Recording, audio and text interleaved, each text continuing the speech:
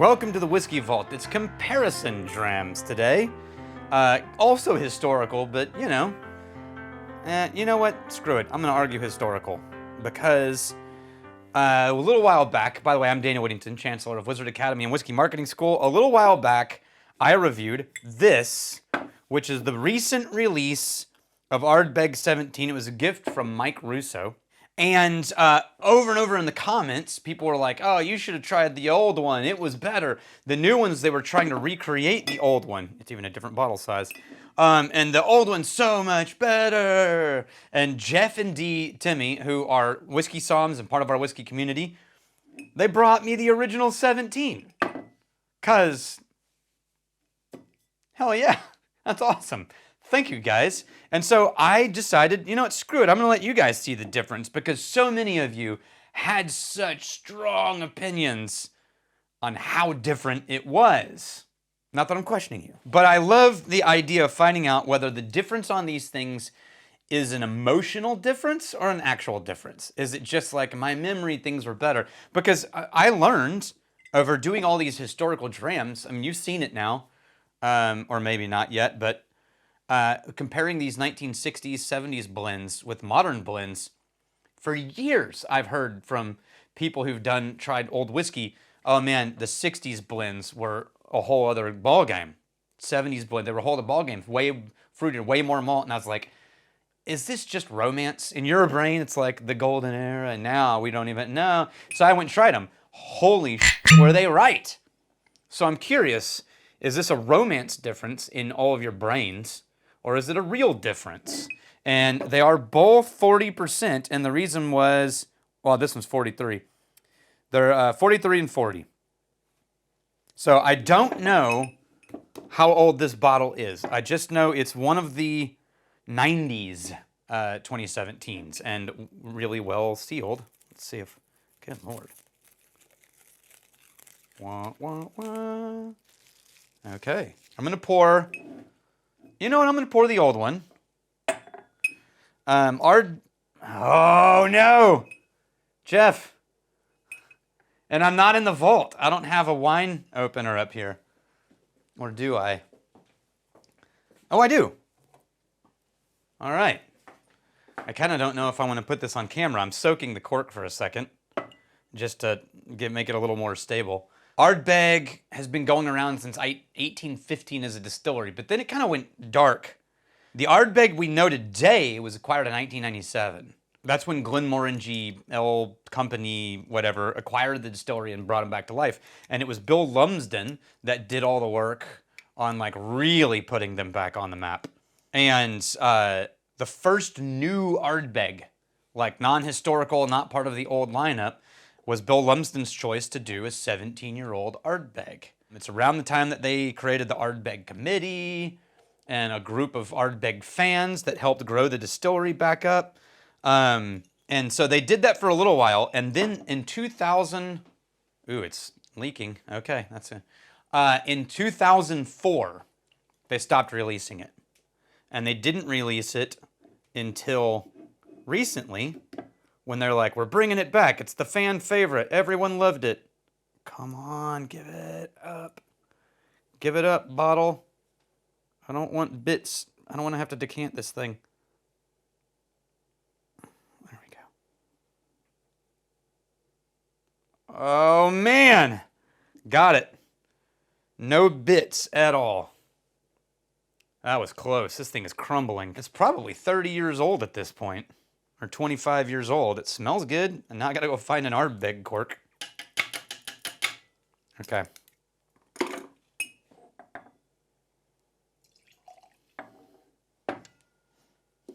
See, this is why we shouldn't be using real corks.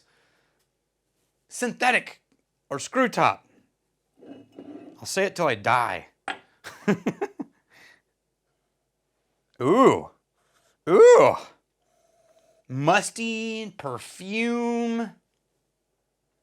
Wow, this is the least smoke bomb Ardbeg I've ever smelled. Man, I'd almost refer to this as delicate. I would love, Christina Van Ness needs to try this one. The one who started the Ardbeg cult. Because this is like, Not any of the hallmarks of the, yeah, screw you, Ardbeg. But, I mean, think of it. You have a distillery that has been dark, but the whiskey's been aging. And then you revive the distillery, and you have all of these barrels to play with, and they're older. And I don't know if you know this, but peat smoke is one of the things that starts to sort of dissipate over time. Those phenolic compounds break down. And so really old smoke bomb whiskey is a little less smoky. The Lafroig 25s are always way more gentle and way more approachable than, say, Lafroig 10. The smoke is one of the things that sort of, and this is doing it. This is as light and fruity and kind of, my mind is just seeing a piece of like intricately sewn like doily satin, like intricate pattern, lacy kind of thing. I have the Ardbeg, is it the 25 or 23? Ardbeg 20-something series, and it was 23. And it is not even, I don't remember that being as delicate as this. It is fruit, it is smoke, but it's like really distant, soft, gentle. Like a wisp of a cloud in an otherwise clear sky.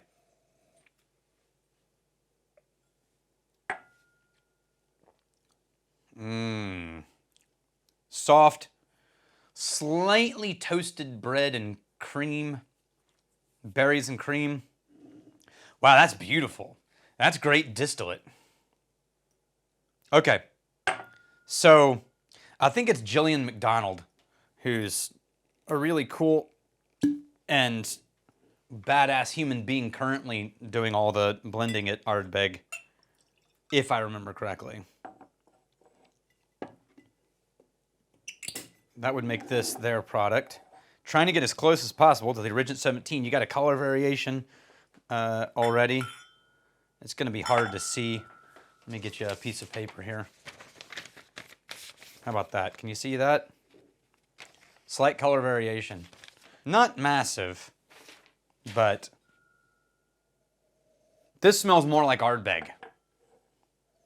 If you had poured this 17 for me and told me it was Ardbeg, I would have been like, nah, or not told me, I would never have guessed in a million years that was Ardbeg. It's so light and delicate. This one I pick up and think, this smells like Ardbeg to me. This smells like an Islay. So I would argue this one is maintaining the distillery characteristics in a stronger way. This one's a really uniquely beautiful whiskey. Yeah, this one is way more of that salt and brine, a little less of the floral fruit notes. This was way more of like the overripe fruit, but light fruits, peach, apricot. This one, thinner sweetness, more of the salt. Tastes like Ardbeg. Does not taste like Ardbeg. Now, okay, is it better, the old one? No. Is it different? Yes. Oh. Interesting. I love this, and I get why people say they love it, because it is this like really nuanced, delicate, fruit-forward smoke expression. It's beautiful. This is giving me Ardbeg vibes. And I kind of like that too. Like, I bought an Ardbeg, I want an Ardbeg. If this had been an independent blend or a compass box, this would have been maybe up there in like Flaming Heart and like one of my favorite blends I've ever had.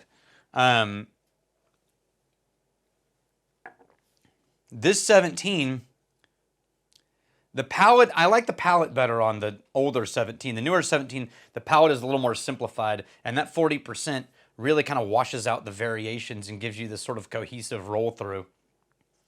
So that's interesting. I'm going to say, generically across the board, prefer this as a whiskey. This is more Ardbeg, for what it's worth, for my expectations in my palate. But man, again, very interesting. Now, I've done this for the other people that I've found these bottles for.